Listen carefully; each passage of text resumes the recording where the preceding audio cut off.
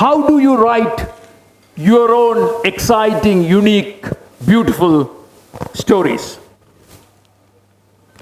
So I want to encourage you to write the most unique story, and that is going to be your story. So how do we start thinking about, and why should we really start focusing on your story versus someone else's story? See, I have several stories here. Indian origin doctor who just graduated. He's the youngest doctor graduating in Britain. 21 Indian origin CEOs, billion-dollar companies. IIM Indo student offered 1 crore salary package. The highest paid Indian origin CEO. 7 Indian origin world leaders in high ranks apart from Rishi Sunak. I always wondered, these news or the stories about them, the best it can do is to inspire you. The best you can do is to inspire. Once you are inspired, what do you do with that information?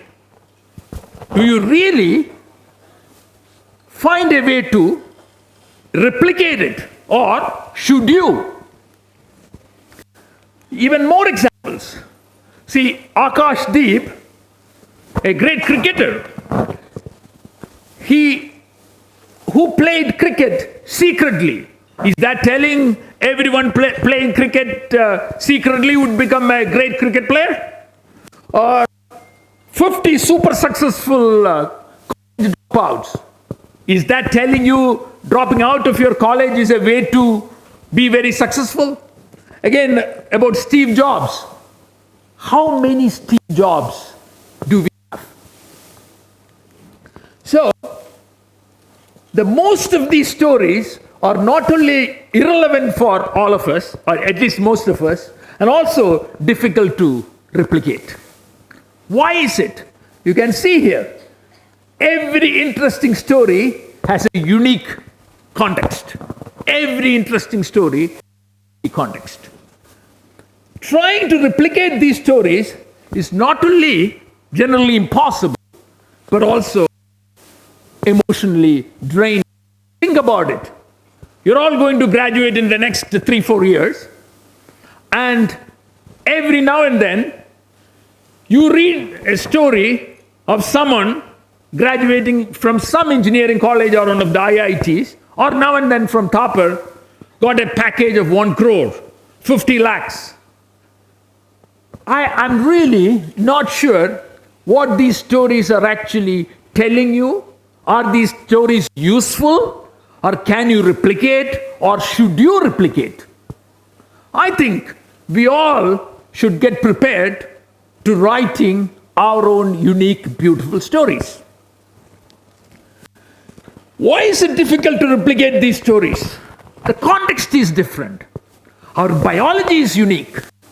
We come from different families, different cultures. Our early childhood experiences are different. So in every sense, we all are the products of our own biology and those unique contexts. So that would, in some sense, help you or deter you from creating someone else's story. And it could be quite frustrating.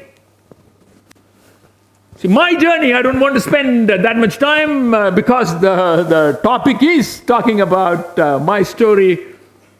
I'm from a small village in the south of India. It's a beautiful village. Fortunately, the village is kept that way even today. Then I started my journey.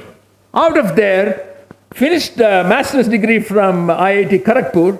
My first stop was the Netherlands. From the Netherlands, I went to Japan, then to the United States. I was teaching there and back to where I belong. That's the story.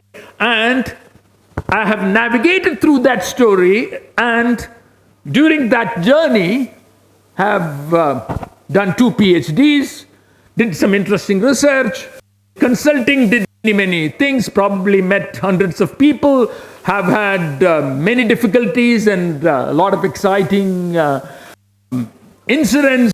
But I don't think that story is going to give you a template for you to create a great story. I want to start with looking at what is common among these great stories you hear. These stories are definitely, most of them at least, are highly inspirational, and most of those stories would also talk about the protagonist suffered her way through and have become a great success.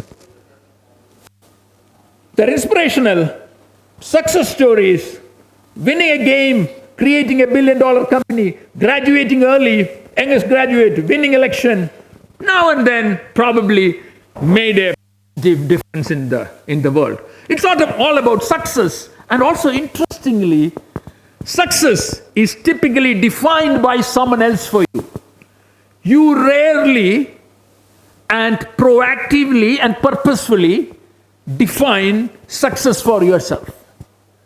So that's something very important. When success is defined by someone else for you and you are struggling to navigate your way to reach that state of success, unfortunately, mostly defined by someone else.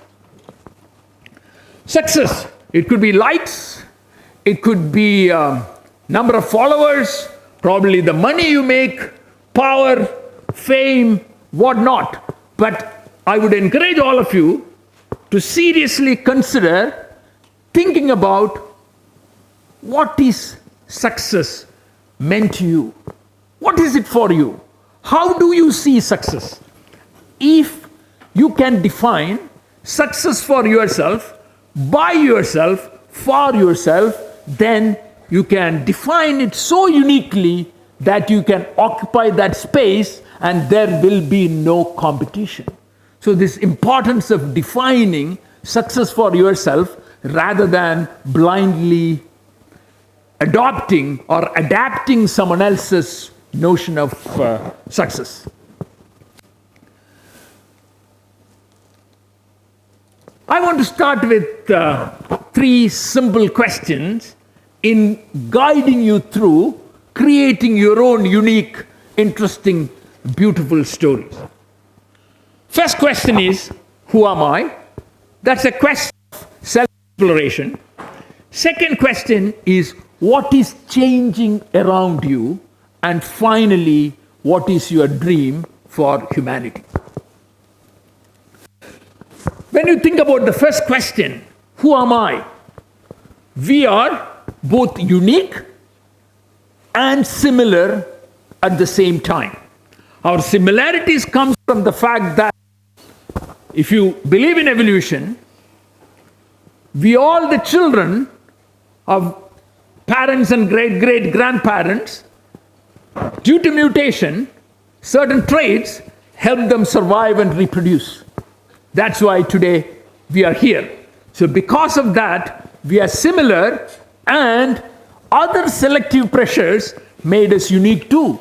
Some of us are outgoing, some of us are introverts, some of us are highly agreeable people, some of us are highly open to experience, some of us have high emotional stability, some of us are not. So we are similar and different at the same time. But the journey of self-exploration is a continuous one. At 62, I can never claim that I know who I am. I'm still in that journey of self-exploration. So next question is about what is changing around me. This is quite an interesting question to ask at this time. There are many things are changing. You can see in the last 500 years, starting with Enlightenment movement, the idea that through scientific means, you can find useful solutions for the good of humanity. That was the practical result of Enlightenment. Then comes the Industrial Revolution. That changed quite a few things. I'll come into the details in a minute or so. The discovery of electricity, automobiles, unfortunate world wars, penicillin completely changed the life expectancy from about 35 years to maybe 40, 50. And today it is almost 75 plus, and many developed nations 80. And you all know internet and World Wide Web, mobile broadband, AI, deep learning, and finally today in the last 500 years, world population has increased from 500 million to more than 8 billion, and life expectancy almost from 50 to 75 plus. Two major changes happened because of all these. When you ask this question, what is changing around you, a bit of history, bit of evolution of technology and philosophy around us would help. When I talk about philosophy around us, think about it. Probably about 50 years ago, we never knew what is happening 5,000, 10,000 kilometers away from our home. Today, we are also worried about what is happening in the US, what is happening in the Middle East, what is happening in Ukraine. We also feel for them. So empathize for people we have never met and we would probably never meet. So that is a change of expectation. And also a lot of technological changes. So technology changed, human expectations have changed. Now I have two numbers here, 2.5 billion and 8 billion. Can you guess what these numbers are? Probably this 8 billion number, it is relatively easy to guess. What is it? Population. What is 2.5 billion? Unique visitors to Facebook every month. So, can you imagine 2.5 billion people interacting and creating their content? Some of it is high quality. Even if the content generated there is even 0.1% is high quality, so much content. And you can see this connectivity revolution, big data, nanotech, genetic engineering, and artificial intelligence have completely changed the way we relate to others. We think about how we manage our health. How do we use technology? How do we travel? Everything has changed. You may not realize it. The new generation of airplanes like the Dreamliner and Airbus 350, they use way more lightweight composites than ever. We are, at least because of the use of carbon fiber reinforced composites, we are saving probably about 20 to 30% fuel. So that's the way technology is changing and impacting our lives. I have a simple question again for all of you. What medical doctors can do which machines can't? Because of this change in technology, the answer is actually not that much. But still, most of the doctors are still employed because technological advances are way ahead of regulatory changes. So regulatory changes would rarely catch up with technology. That was the reason why doctors are still employed, because I want to show you my Fitbit dashboard. This is 4 years old. That particular day, I walked about 30,000 some steps. My resting heart rate was 54. This many steps. I slept 8 hours and 4 minutes. You can see all this. Imagine more than 500 million people are wearing some kind of a smartwatch. Trillions of data points are collected probably every minute. Without even establishing a causation, you can still find useful, repeatable correlations and with smart algorithms, and those could inform doctors without much effort about what is going on with our health. That means most of our doctor visits are going to be for about 20 minutes. Doctor would check your throat, nose, maybe your temperature, and would tell you, go home, take rest. Rarely antibiotics or take some fever medicine. And a few days, you're all okay. So that means most of those regular, simple doctor's visits can be eliminated if regulation catches with technological advances. Another interesting example from manufacturing here is that industries are changing, starting with steam power. Most jobs needing power and speed got replaced. Electricity automation, most jobs needing repetition and precision got replaced.